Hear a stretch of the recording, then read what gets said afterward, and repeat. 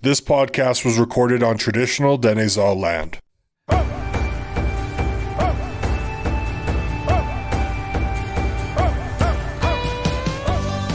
Hello and welcome to Before the Peace. I'm your host, Jenna Moreland, and I'm here with my co-host and producer of the podcast, Tre Lapashinsky. Hello, hello, hello. Today we are chatting with Doig River First Nation Chief Trevor Makadahay. There was so much that we talked about with the chief as Doig seems to be growing so fast. We chat about the new urban reserve being set up in Fort St. John, a little bit about Trevor's past leading up to being chief, treaty land entitlement, infrastructure improvements that were made, and some future plans the nation has. There's so much to talk about. Yeah, the Doig has done so much in order to make the nation self-sufficient. The nation is one part of the original Fort St. John Beaver Band with Blueberry River First Nation. During the podcast, we talk a lot about the structures and the growth without really touching on everything that has happened in the band office to make this growth possible. Thank you so much to Shona, who is the band manager for Doig River First Nation. She sent me the annual report. Now, we can't talk about absolutely everything in that report, or we'll be here for a couple hours. There was a lot. Same with the chief, but I kind of want to whittle it down and just talk a little bit about how the administration and finance side of Doig River First Nation has improved as well. Earlier this year, the First Nation received a financial management system certificate following an audit. This means their financial and administrative governance practices now meet FMB standards based on internationally recognized standards of financial records. Yes, that was straight from Shona. Yeah, wow. Because it's super important and that's really cool. In 2017, Doig River was awarded the Award of Excellence for First Nation Leadership and Administration. The admin and finance side of the nation was also able to reduce the nation's debt from 2021 to the fiscal year end in 2022 by 48%. Whoa. They also updated their website, their social media. The nation is constantly implementing changes from every side, every department to run like a well-oiled machine for the good of their members and the community. We touch on how the chief and how Doig wants to make it a destination, not just for its members or surrounding communities, but across the country. They want people to come and visit and see what they've been doing and what they have to offer. They've also grown their health and social development department. There's just so much going on. And I'll tell you right now, and we've said this many, many times with other people, but we're definitely going to need to talk to the chief again, or someone else with Doig, because there's just so much going on. Yeah, and it's so beautiful out there. It really was is. a beautiful fall drive to go out there, and we got to see the Passive House, the Prayer House, I think is what they call it. They call it And yeah, it was just so beautiful to walk around, especially in autumn. Yeah, It was the a Tea nice Arbor day. was fantastic. Yeah. And just hearing some of their future plans, some things we won't really touch on right now, but It's cool. they're growing. Yeah. They're growing. They've already grown really fast now, and they're planning on not slowing down anytime soon. And they're doing it with, I won't say with ease, but they're doing it correctly, where they're not just growing and saying, hey, we're going to build this infrastructure and put it here.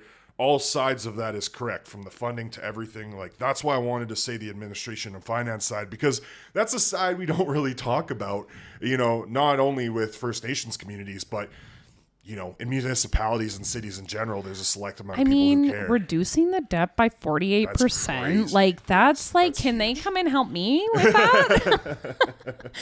My goodness. Shona, if you're listening, Yeah. you know our contact information. Help us.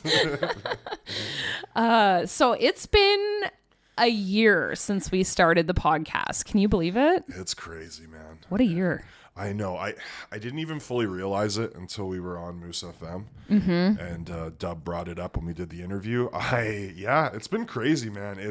And like I said in the interview, I feel, we were learning along the way until we got up to, we're still learning, but once we got up to Healing the Hoop, it just helped us so much. Like, it's almost like we found our footing, and now it's just the improvements are like not improvements, but just the learning is coming easier. And I feel like I'm more open More and more comfortable yeah. talking to these leaders, to, First Nation members. It's been awesome. And we have so many ideas planned for you guys. So just strap up your boots or whatever you're wearing, put on your socks. If you're not wearing socks, put your feet on your table. If you're running, make sure your shoes are tied so you don't trip, and just keep listening to the podcast. And please reach out to us if you have anything. We still haven't heard from anyone. So at this point, I think we're just doing a perfect podcast. I think we're just amazing. But obviously, that is not the case. If there's something you want to hear about, or if you have any guest ideas or any topics you want us to cover, before the piece at energeticcity.ca, make sure you email us. And also our social media channels. Jenna has been going hard doing that. I am not good with social media at all, so she's taking the reins. So what are our socials again? Because I keep forgetting. Follow us on Instagram at Before the Piece and on Twitter at _. We would love to hear from you guys. So reach out and make some comments and let us know what you think. All right, Jenna. It's our favorite part of the podcast. Let's get paid. So I actually had a conversation with Steve Troyer the other day, who's a sponsor of the podcast, and it was a really great conversation. Steve was actually a big part of the reason that this podcast is a thing. So it was mainly his idea from the beginning. So I just want to say thank you so much, Steve, for everything you've done for us. I really appreciate it. So this podcast wouldn't be possible without the help of Troyer Ventures. Troyer's been serving our community and the energy industry with tank and back trucks since 2000. They're built on the principles of hard work, service, and community, and they are proud to offer the financial support to make this program possible. Never met Steve, but hey, I appreciate you, buddy. Oh, we should introduce you. I definitely need to meet him. Also, shout out to EPSCAN Industries, building excellence safely. And we would also like to say thank you to Click for their support. The Cultural Learning and Innovation Circle is a non-for-profit society that offers mentorship, coaching, and training opportunities. If you guys want to directly support the podcast and everything going on at energeticcity.ca, all the podcasts, everything we have going on right now, we're growing fast, similar to Doig River First Nation. Please go to energeticcity.ca /before the piece. All right, let's get to Chief Makadahay with Doig River First Nations.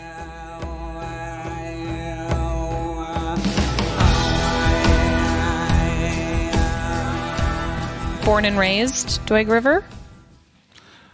Fort St. John. Fort St. John? Born Fort St. John, raised in Doig. Okay. Most of my life, I think. I spent a little bit of time in the city. When my early teenage years, I had a spinal cord tumor, and it put me in a wheelchair.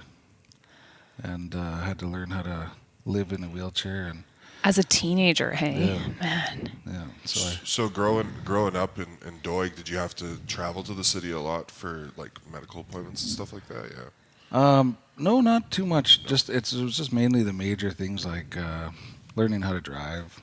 Well, you had to take a driver education, license for my license and things like that, because of the hand controls and things I had to put on. Basically, being independent and learning how to live in a wheelchair, and it's something different in the north, I tell you. But I'm pretty lucky that I have a lot of family and friends, and you know, Fort St. John's one of those places. If I got stuck in a snowbank, the average person going by would help. 100%. Yeah. Small town community. Yeah. Yeah. For sure. Yeah. And it doesn't seem like you let it define you in any way. Like you still do everything you want to do. Yeah. Yeah. All your dreams are coming true. I wouldn't say. I mean, you're chief. Come on. Like, it's beautiful out here. And you get to say that you're the chief of this. I think it's amazing. Why are you giggling at me? It's just how you posed that. Well- It was funny. It was a good question. That was funny. So you became counselor in 1996. How old were you? No, it was in 99? 99. Okay. There was conflicting information on the internet, Yeah, as there always is. Yeah. Yeah. In 96, I actually worked in a land shop and started as a liaison between Alliance Pipelines and Doig River. Wow. So I was the go-between and handling a lot of the consultation. Back then it was actually called, we actually got a letter from industry and government and said there was a notice of industrial activity. So they just notified us that things were going to happen out there. So if you have any issues with this route, please voice your opinion by sending a letter in. That usually never went anywhere. That's basically the way it started. So in 1999, how old were you? 99? Yeah. Oh, God. No, I'm just kidding. Well, I guess in 96 I was 20, so 23. Okay. So you're pretty young then to become a counselor. Is that, Yeah. yeah? Well, it depends. If you feel that you can contribute to your community, I think as long as you're legal, adult. Age doesn't matter. Age doesn't really matter, and leaders really step out right away. Yeah, I would say because I wasn't scared to try anything, and I experienced a lot of things as a young person, so it set me up for having more confidence and things like that, and going to some facilities like some of the rehab centers and stuff like that. They actually do coach you pretty good, and they give you some good skills to build your confidence, and you can do it, and really bring up your just who you are. I think it really brings it out in you, and never give up. I think that's what pushed me through. So during your time as counselor, like 1999 to 2003, I mean, I feel like those are pretty big years. Maybe that's just because I graduated in 2004. Maybe. I don't know. But so what were some of the big things that happened during that time? Do you remember? Big things during that time? Especially for a young counselor. Yeah. What are some memorable moments during that time for you? Change a lot of things on getting out there and being part of voicing our concerns, which really never were heard anyway. But we put it on record, and it's been going on record ever since. That any kind of mitigation that we needed for any projects and any of our concerns with sacred sites and things like that, they were all recorded, and we did quite a few traditional use studies through Treaty 8 and through Doig, and basically we mapped out the landscape on where our critical areas of our traditional uses that we use in those areas, and hunting grounds and sacred places where we collect medicinal herbs, and just how we use the land basically, and our footprint on the land. It was all mapped out, so and it's always growing all the time. So fast forward 20 years, because it's been 20 years in the making, essentially, this treaty land entitlement, right? Mm-hmm. So you just signed, not too long ago, this agreement. How many hectares of land do you get back?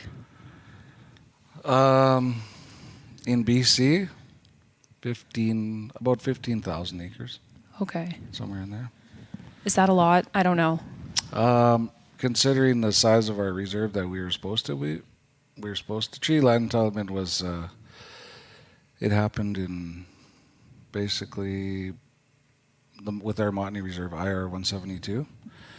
A lot of our people we were seasonal people in the bush in the winter, trapping, and in the summer we came back to where happiness dwells, I guess I'd say it in English, should be, so everybody knows where that is, and that was our Montney Reserve, 7 kilometers north of Fort St. John. And when everybody got there together in the summer, a lot of the other families and stuff, some of them would still be coming in on land, and then the treaty Indian agents would come and do head counts and stuff like that, and basically miscalculated how many members we had, and shortchanged us and gave us, between Doig and Blueberry, we were the Fort St. John Beaver Band. It was about 18,000 acres or something like that is what we had. But even then, they short counted us. And then in '77, when the band split, basically it was almost a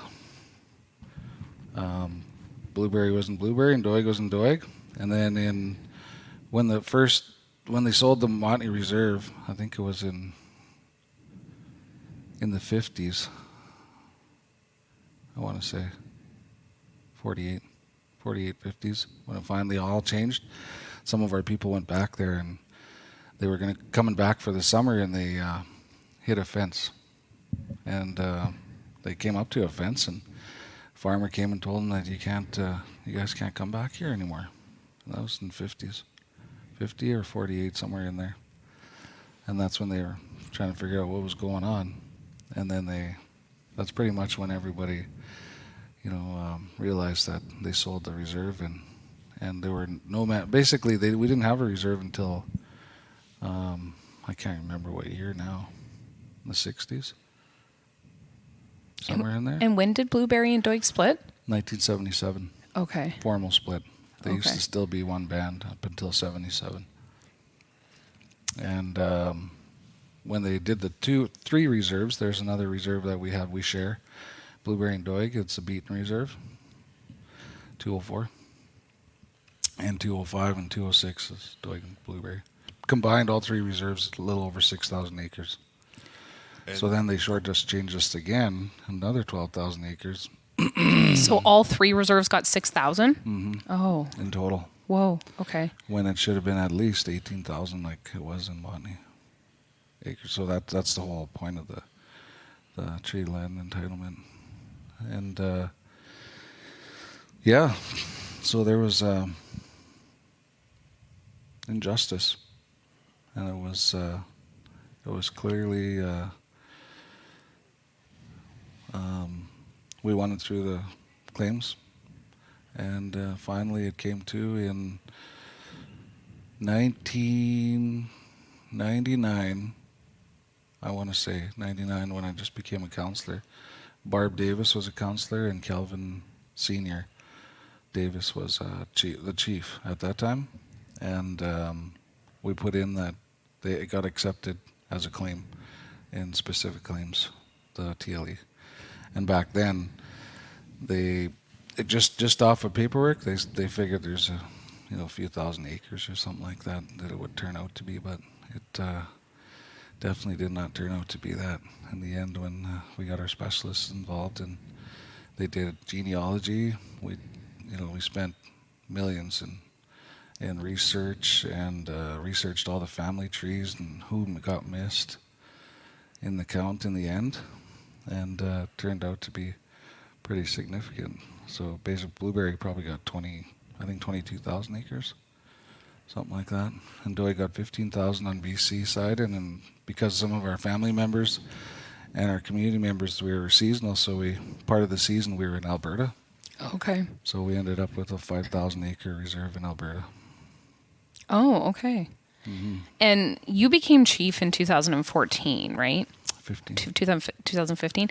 So, I mean, this has been in the works for so long, and so many people have worked on this. I mean, like, you were a counselor in 1999 working on this, but I imagine there's been so many people that have had a hand in making this finally happen, and maybe some people not even around to see it. Being chief and being here when it happens, was it really satisfying to finally sign that agreement? It was satisfying, but at the same time, it was kind of hurtful, because I seen a lot of elders go, and I seen a lot of people that actually witnessed the injustice that happened there, and they're not going to receive any of the benefits that is going to come from it. That's the sad part. So I'm happy and sad at the same time. It took Decades, right? Yeah, Decades of work decades. with a lot of people that some couldn't see that. I know that is really. So it's pretty saddening when even my grandmother didn't see it, and she lived through that whole time. And they tell, the oral history is really strong still. So it gets passed on generation after generation, and all of our stories, and it's something you never forget. And it'll never be.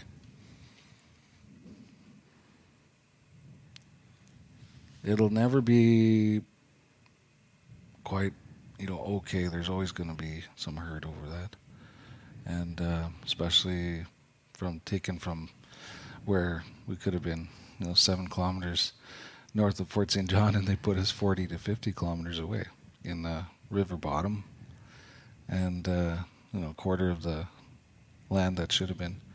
So right from the start, we didn't have enough land base to do anything economical, or it just Didn't really give you a fair chance. it didn't give us a fair chance. So right from the start, get-go, we were the underdog already. So it was pretty difficult, but we hung on to our culture, and our drum is pretty important to us, and our drumming, dreamers, and the teachings and the oral history and the stories keep carrying on. That brings me to the tea dance arbor. It's absolutely beautiful, and I saw it for Doig Days. My daughter went, and it was so cool to see all the students in there, and they loved the drumming. But I have to say, the acoustics in there is unreal. Like I went in there when there was nobody else in there, and it was like in the middle, it's like silent. It's so cool. Like the acoustics are amazing. So the drumming in there, that obviously is a part of it, right? Like a part of the atmosphere and a part of what you create with these tea dances and stuff. It is. Yeah. It is really important. And like Gary Oker is one of our drummers, our main drummers, lead drummers, is Sam Echo. And we do have snares in our drums, the snare strings that go through, and a lot of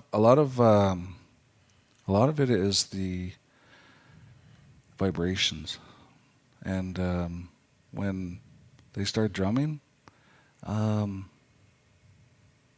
just gets into you. You get into the dancing mode, and you feel it like in your soul, like in your heart. It like gets in there and like doom doom. It's so cool. It is. It's a lot of times we do tea dances for change of seasons, and just basically a lot of prayer songs, and praying for a good hunting season, a good trapping season, and not too cold, not too much snow. Just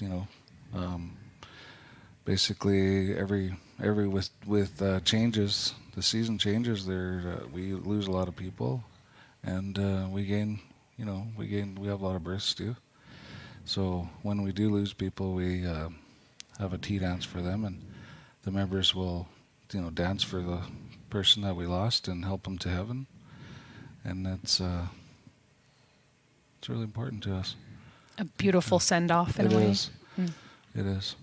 And it's a big part of our everything from funerals. Like our drummers,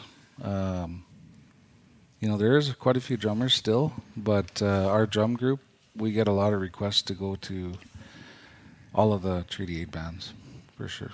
I guaranteed, like Halfway, Westmo, Soto, whenever they request us to come and drum for them, Prophet, and we do quite a bit for the families that have lost ones. Do you have powwows in there? No. No. We powwow is more of a Cree. Oh, okay. And ours are tea dances. Okay. Basically, that's what we have. With the arbor, when it was getting constructed, was Sam and Gary consulted as well with the structure? Like just going off of the acoustics note, like what work went in for consultation to make it the perfect structure for your guys' use? everything here gets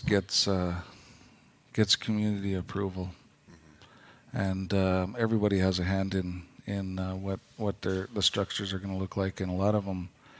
We're building a training facility here, just up the next level, and it's going to be a lean-to design, like a camp lean-to, where we usually set up our camps.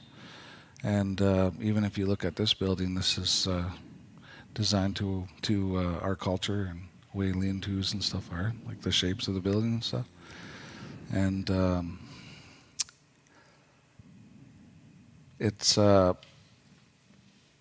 it went through probably, I think, 2 or 3 years of talking about it and things like that, and then we did a lot of fundraising, things like that, and then we got funded by a few different organizations.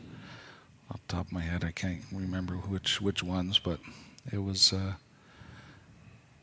a pretty good project, and our membership finally landed on that design. And then we called in another company from Slave Lake, Alberta, in that area, and they're timber frame builders. So they came in and consulted with the council, and Gary and Sam and everybody were involved in that, and then said this is what the nation wants, and that's what came of it. They actually went and looked at a few other nations that had built their arbors, and that's where you learn from other people's experiences. So, yeah. What not to do. Yeah, what not to do. And that's how that came about. And so the Passive House is that a church? You called it the church? It's the prayer house. Prayer house. Okay. Yeah, it's. I'm assuming an architecture or architect, I guess, designed it or something, right? Because like it's so unbelievably stunning. Like it can't just be by just, I don't know. It's so beautiful. How did you guys pick the architect to do that? Like, that's there are not too many people, not too many architects, not too many people are involved in passive houses and the way it's low energy. It's because it's like something like 90%. It's more efficient, right? It is. Like that's wild.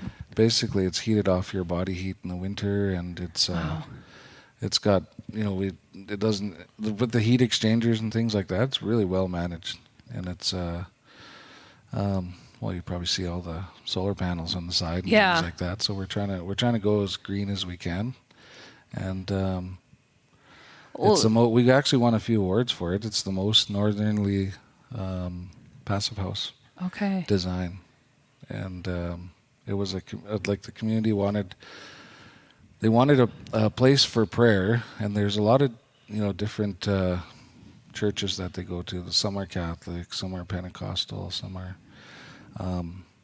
So we just said no, we're not going to put any crosses or anything on it, and we're just going to call it the prayer house because we want to be inclusive to everybody. Yeah, and then anybody can use it. Yeah, anyone can use it, and anyone from the community. So it's a really great. It's great for the community, and in the lower level we have Head Start program for little kids, and after school programs and things like that. Language. We're starting to do a little more with little kids and starting them early on the language and culture. Oh, good. Yeah, we have a language and culture department here, so they're starting to work with the kids and things like that. So carry on the traditions. It's pretty cool. It's something to be proud of. That's so awesome for long term. Like I feel. Just for the community in general, that's just such a great thing. Because before then, like I think more and more communities now are maybe having those programs within them, but before it was just through elders, right? Just through knowledge keepers, like passing on the knowledge story to story, right? Mm-hmm. Yeah, definitely. And we've been archiving a lot of our stories, and we've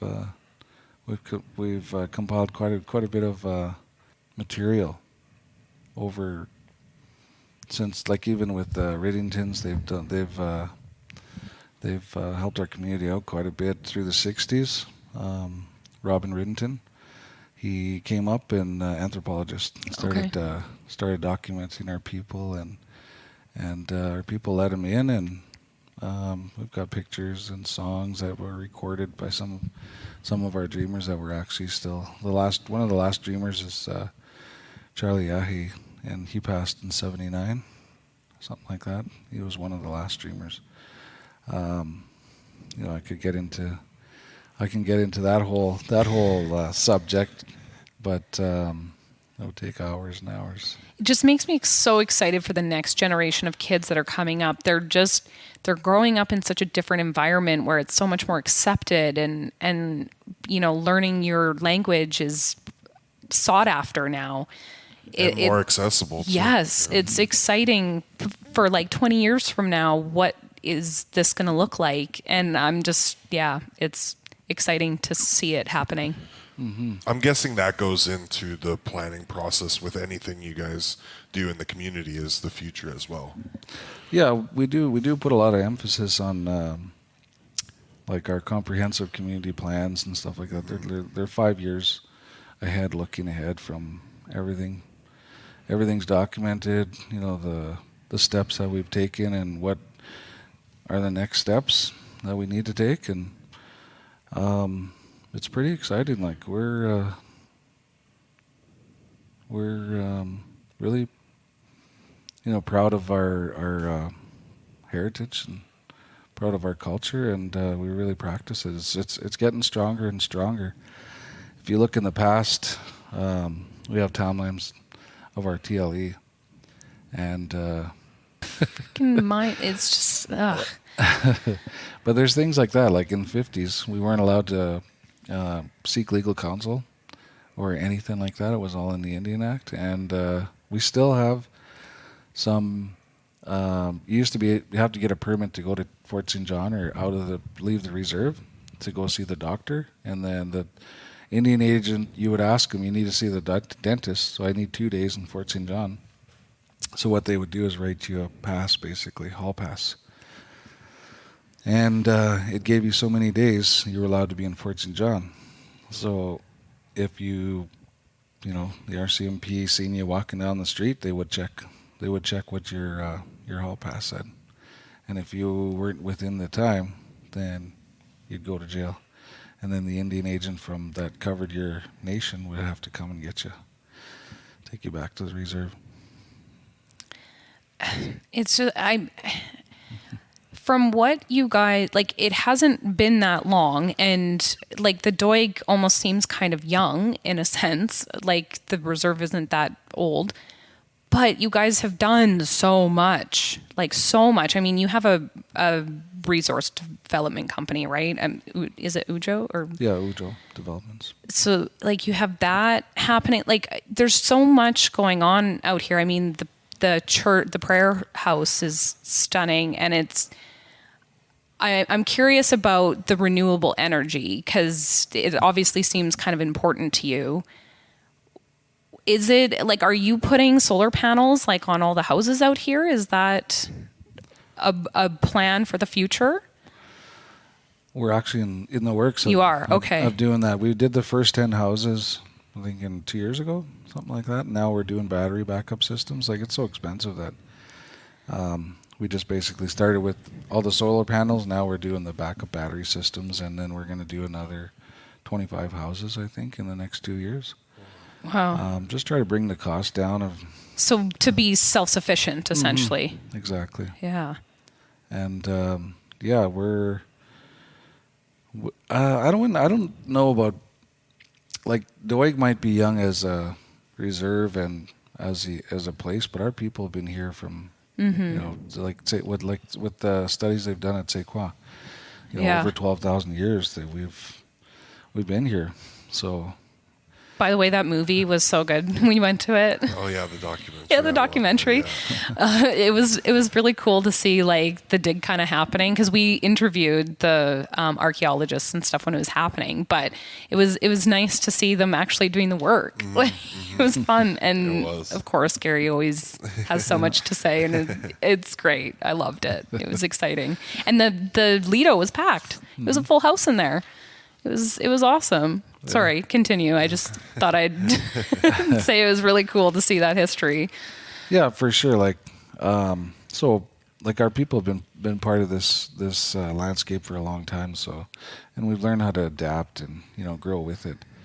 And when I started in 2015, I took a look around and really, seeing that we needed to get going. We needed to be part of the local economy, and things needed to happen here. So, we got together with our council and we said we need to. You can't do anything without money. So we figured a way how to make money, and since then we're large investors in certain companies within Fort St. John. We're invested in one company that's across BC and Alberta right now, so we have a pretty good relationship with some of the oil and gas companies and different industries. And it does, and at the end of the day, it does boil down to relationships.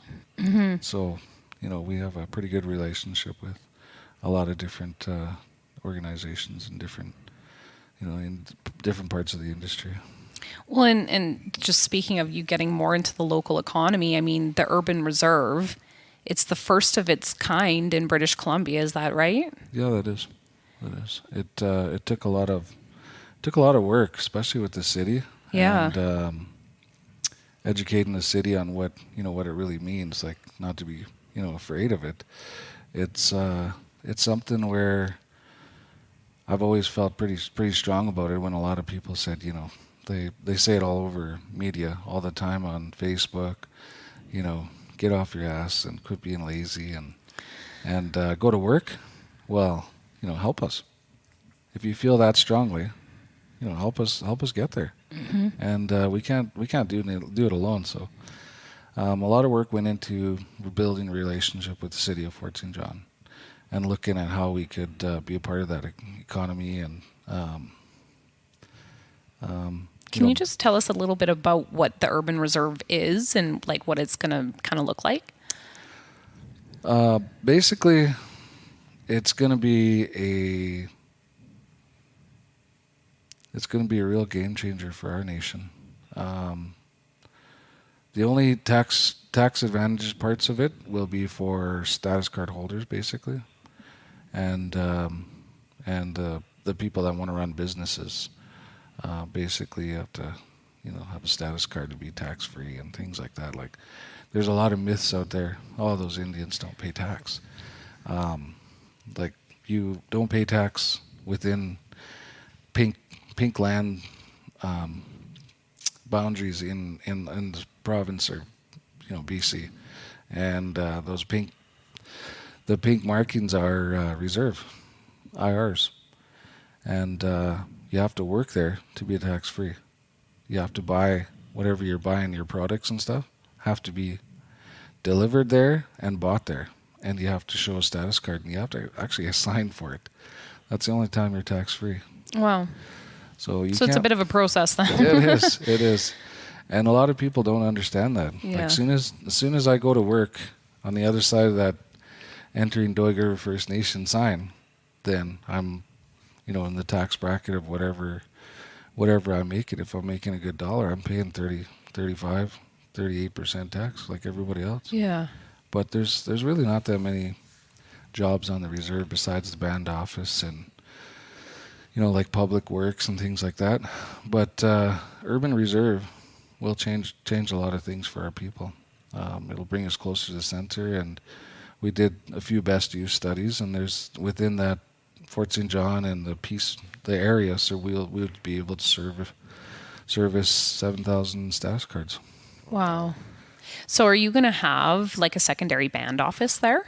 We will be. We'll have some office and retail space there for sure. Okay, so like kind of a complex of different businesses and stuff. Mm-hmm.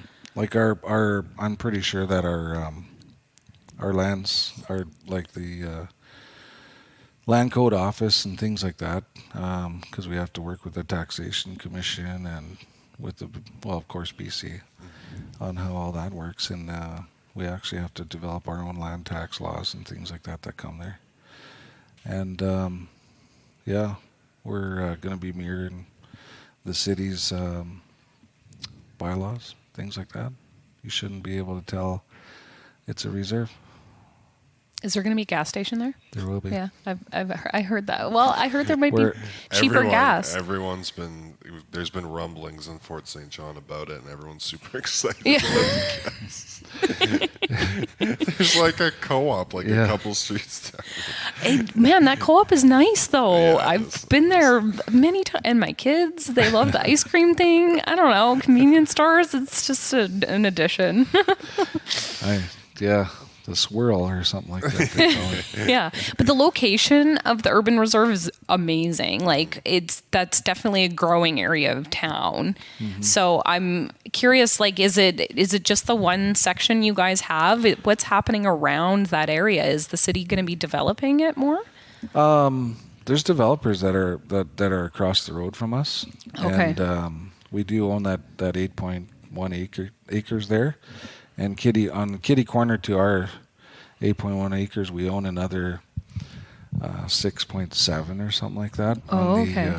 I guess it would be the southeast corner. Okay. Of that, like, it's almost connected to the next parcel that we own. And we were thinking of putting, PV Mart or something like that. Oh yeah. So we haven't really gone out to see who wants to be a partner in those areas, but we do own 25 acres in Fort St. John, and lots of it's light industrial and industrial. Nice. Yeah, there'll definitely be gas station, but there again, you have to have a status card to get cheap gas. Oh, is that part? Okay, that's okay. Yeah. That makes sense then. Well, but that's amazing though that like you're going to have that opportunity available in such a sought after location. Like it's a really good location, and a lot of people are going to benefit from that. Mm-hmm. There will be. There definitely will be. Like, it depends on the volume. If there's a lot of volume and sale, then there will be cheaper gas. And we're a little tired too when we go to Dawson and it's like, what, 6 cents cheaper, 10 cents cheaper? How is that possible? So maybe we'll change the way things are done in Fort St. John. They got to sell it a little cheaper. One thing I did want to bring up, you were talking about kind of some investors into the community and some businesses you guys have. Is that where the brunt of your guys' funding comes from for development for infrastructure? Or is it like part grant funding with the like how does that work for you guys because it just seems like you guys have grown so fast as we've mentioned what kind of funding has gone in and where are the sources? It's a mix. Like if we can use our own source funding plus get some funding and to put a project through, that's what we'll do. And a lot of it like government grants, things like that. We take advantage as much as we can. We have a really good team here that, we call it we look for the honeypots, and a lot of funding agencies and things like that. They don't get too many people applying. They do get a lot of people apply. I should say they get a lot of people applying, but just not doing their applications thoroughly and not really putting skin in the game. So once you start putting skin in the game, then it's a serious application. And a lot of times we do get quite a bit of funding. Even the Arbor was almost 100% funded. And in the community garden as well, right? Community garden as well. Yeah. Yep. Food security. That's a big thing that we've been thinking about too here. we do own a few ranches as well, and we're looking to expand that. We do own 11 sections of land. We own about 450 acres in and around Fort St. John, like right close to the city limit, that we're going to be doing some tourism, cultural tourism. We do own a rock quarry on the 271 road, and we just put it into production not too long ago, and that's something that we're looking at. What's going to happen there? Basically, we need a lot of sandstone and blasted rock and things like that for our base in our urban reserve, so the aggregate and stuff like that. Yeah. So you'll see us moving some aggregate and things like that, and preparing the sites. So the future of the Doig, like I've had a few conversations with Gary Oker about like his ideas and where he sees the Doig going. What about you? Like, what do you see for the future of the Doig? What do I see?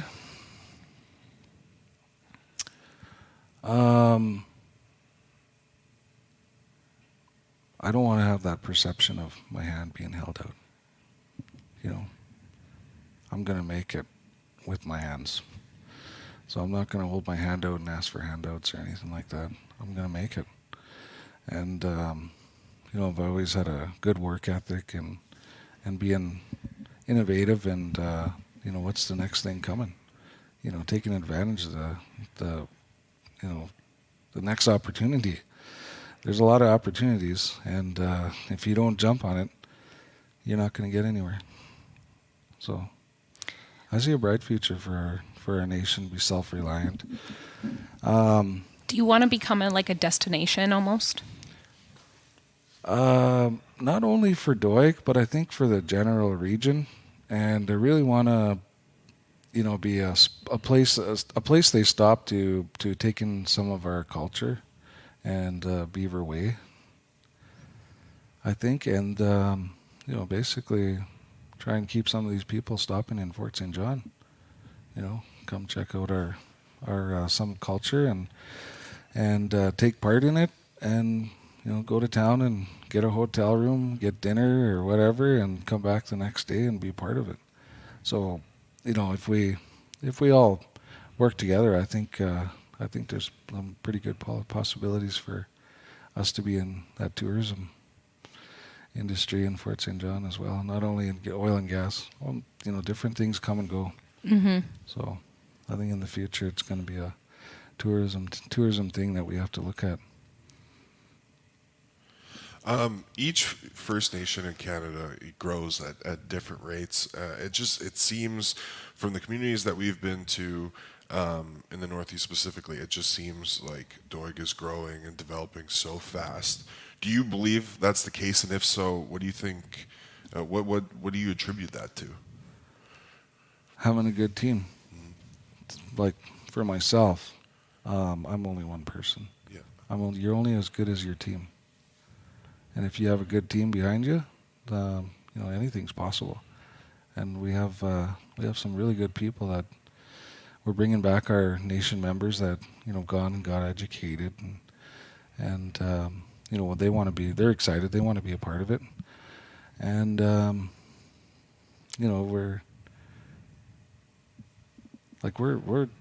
we're moving, and hopefully everybody else can move in the Northeast too, as we do, to keep things rolling in this part of the world. Well, I've heard from multiple people that they love working out here, that it's a very, very good working environment. So, I mean, yes, your team is great, but also like just what you guys have created here is probably part of the reason why you bring in a good team. Mm-hmm. Well, and it's just even how you're talking, it seems like you guys don't have the blinders on. Like you're thinking in different, you're thinking about sustainability, you're thinking about this, that, you know what I mean? Like you guys are thinking ahead as well. Do you think that's a big reason, is just kind of the thought process as a team? I think that is one of the biggest things too. And I'll give you a little bit of insight. One of the things that we're really worried about, especially with what's happening in the world now, is food security. and we're looking at starting to go into farming and starting to grow our own crops and things like that. That's what we're looking at. And I don't have the expertise right now, but I'll go find it, and they'll teach me the traits, and our people will I'm sure take over in the future. I know healthcare has been a huge issue. I mean, across the country, but especially in First Nations and just accessibility. With that being said, is it a challenge here in Doig, being an hour away from Fort St. John, and also what are some other challenges that the community has faced over the past couple of years as well? Remoteness, that is a big challenge. Is there a doctor that comes out here? Yes, there Yeah. is. Travel. Yeah. Okay. Yeah, we have a doctor that comes here every 2 weeks. Okay. And he has for a long time, right? Yeah, he's become a community, more of a friend than our doctor. So it's he knows everybody. Oh, that's nice. And and he's really enjoyable to have around. Anything medical up in the north. I talk to the chiefs all the time and their experiences with the local hospitals and things like that. And recently I ended up in the hospital. I had a urinary infection, and it went into my bladder, and then it went into my kidneys, and then it went into my blood. Boy. And that's the first time that ever happened to me in like 32 years of being in a wheelchair. So I got admitted at the hospital. I had to stay in the emergency ward overnight, and but I was treated very well, and I have no complaints. The nurses were nice, and I didn't have any negative experience there.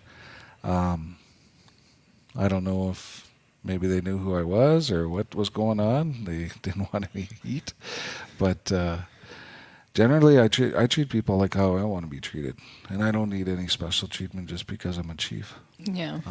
That's one thing I don't like too.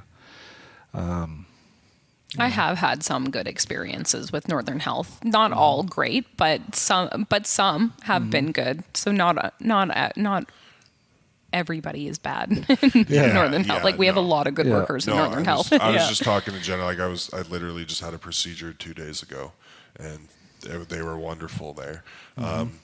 In being a journalist, I know some of the in and outs of, and I've heard some stories that haven't been published on the hospital and stuff like that. But I mean, you're going to get that anywhere. Yeah, honestly. true. The fact of the matter is there's obviously challenges, but. So you mentioned before that when you were talking to some other chiefs, do you ever just like have a chief hangout? Is that a weird question? But like, do you guys get together and yeah? We do every 6 weeks at the Treaty 8 Really? office. Oh, cool. So what happens at these chief meetings? You guys just kind of shoot the shit? Well, basically the political things that are happening that affect all of us the same. Those issues are brought up, and changes within Indian acts and things like that are always happening. So, there's always issues. Everything from health to education to generally the same things that the regional district and the mayors and have to deal with all the time. Those issues come up the same with our communities.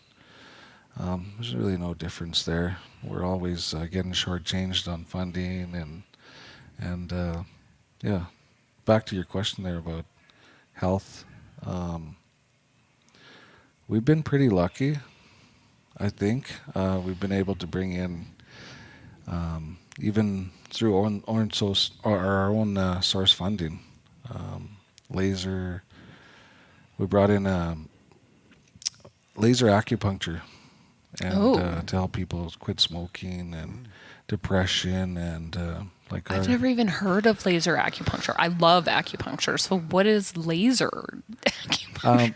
Basically your pressures, the points and things like that. They just laser it instead of putting in a needle. Oh wow! And it helps with quitting smoking, dieting, just anxiety, all kinds of stuff. And I'm trying not to say the name of the company, so.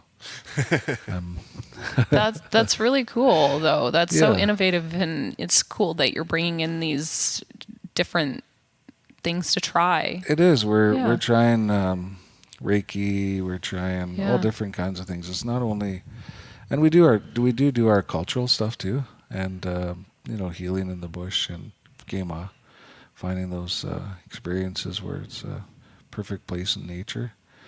And Gary would talk more about that. He's our cultural guy. I'm more of the economics and governance. That's my portfolio, and Gary does most of the cultural stuff. And then I have two other counselors as well that handle health and education and most of the social issues. I handed that off right away.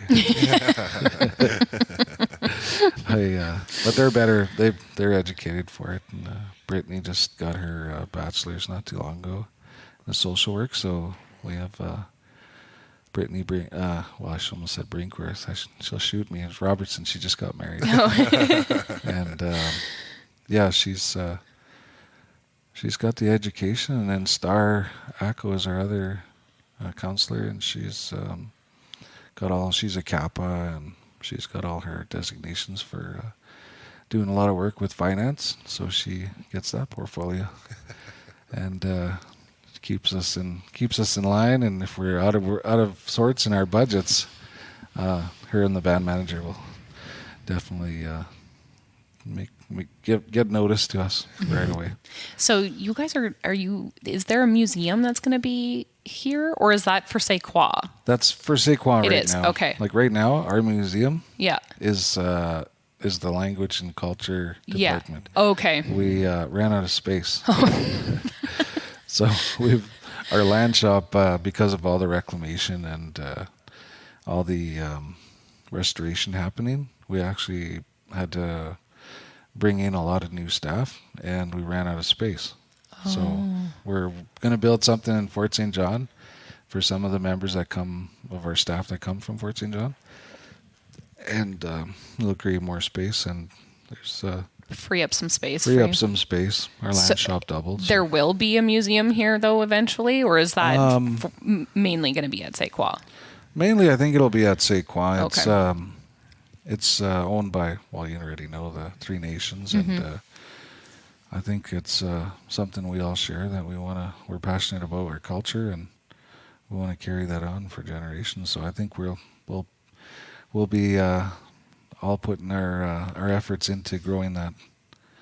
We're working with the regional district and things like that for designations and different things. It's really something we've been passionate about, especially with cultural tourism. I think that's something that's going to be big. And like in school, we never learned about our local First Nations here. We learned about the Aztecs, and that's why nobody really knows. And part of a lot of part of the racism, I think it's just ignorance, just not knowing the. Assuming everything is tax free, just the lack of education on everything. It is. Yeah. It is. And like I owned a business before I was chief, in between my counselor and chief time, and it's not a lot of people are like, oh, they're tax free, but corporations aren't status Indians. So the government definitely does not lose a dollar. Mm-hmm. They know how to get their money. Oh, the government loves their money. Oh yeah, for sure. They get their money. Yeah. This is just a follow-up question talking about the TLE.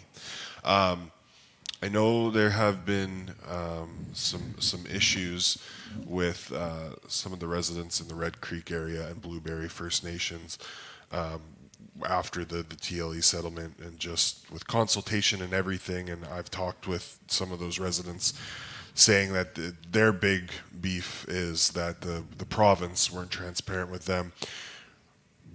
With Doig, it seems like there's not a lot of chatter there with the TLE for Doig. Was it treated differently? Like, how did you guys handle consultations and everything? There is a part that the government is supposed to play, and consulting the general public, and there definitely was some shortfalls there.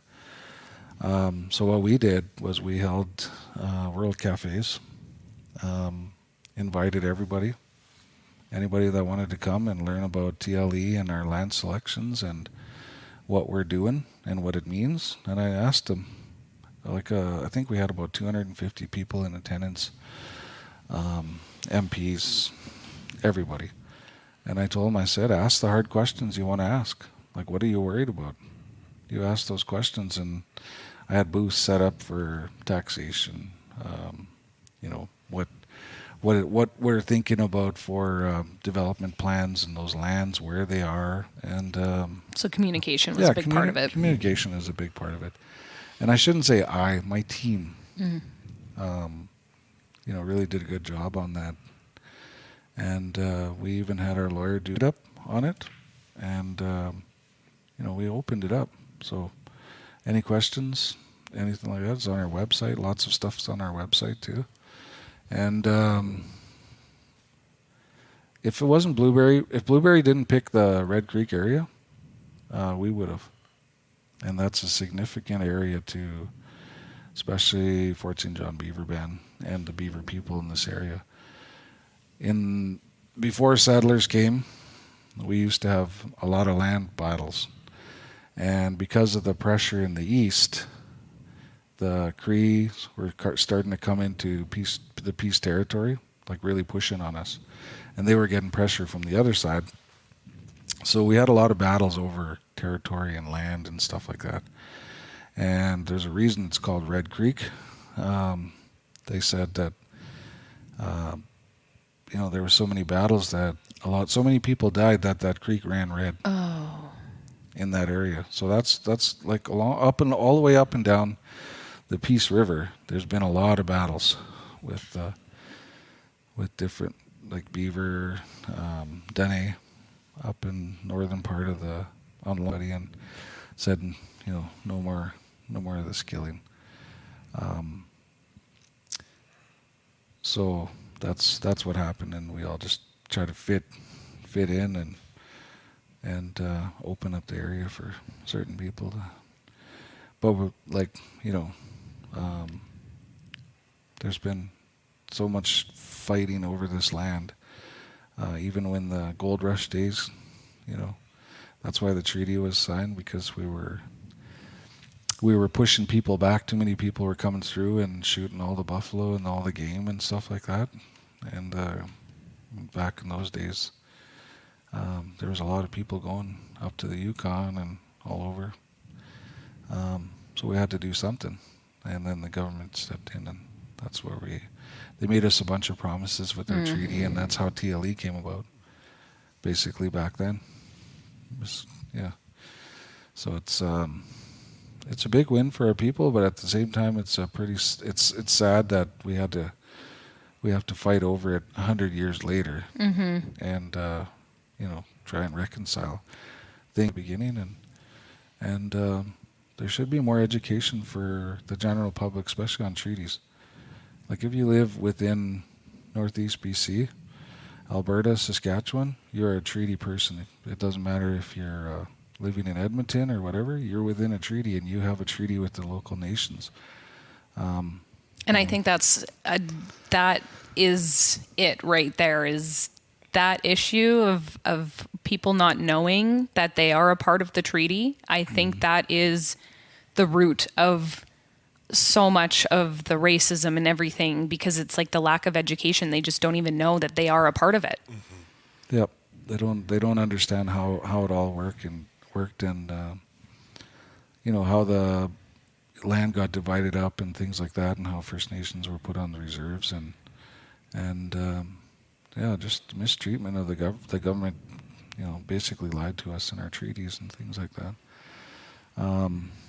It's too bad that the us of today have to pay for injustices of the past. We should really look at that for the future. Yeah, we're pretty fortunate though, to still be here and still hold on to our culture. That actually brings me to the last question so perfectly. What does reconciliation mean to you? There truly will never be reconciliation at 100%. A lot of people throw that word around nowadays, and true reconciliation is to be felt like I'm included. Being inclusive, we all have to help one another, and I think recognizing, recognition for what's happened in the past, and let's try and not make that same mistake in the future.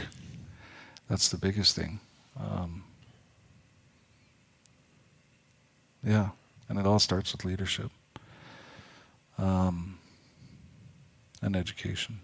That's the biggest thing, especially with the treaties and stuff like that. Like, general public doesn't know anything about treaties. They don't know why the settlers got to pick up land if they cleared it on their own, and things like that, like how it got given to them.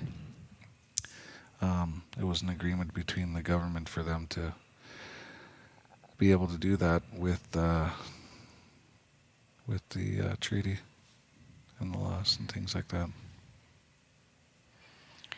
Well, thank you so much for doing this with us and for having us out here. And I'm really excited to go and look at the passive house, the prayer house, I guess. And also, I wouldn't mind taking a walk down to the tea dance arbor and showing you that. If we can, cool. This is my first time in Doig, and I've been writing everything. Like, from a news perspective, I've written everything about Doig over the past 2 years, and now I'm finally here, so I'm really excited to potentially go see some things.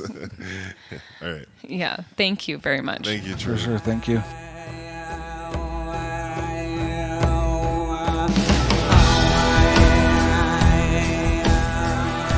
We hope you guys enjoyed that episode, and if you would please like to follow us on social media, reach out to us on Instagram @BeforeThePiece and on Twitter @BeforeThePiece_.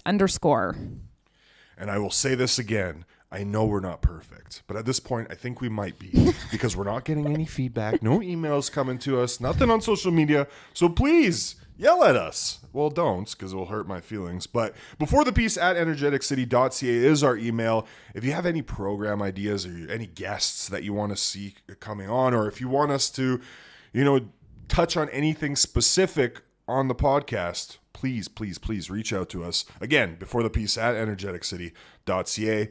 I hope you guys enjoyed the podcast again. I'm Tre Lapashinsky, here with Jenna Moreland. Bye. Bye.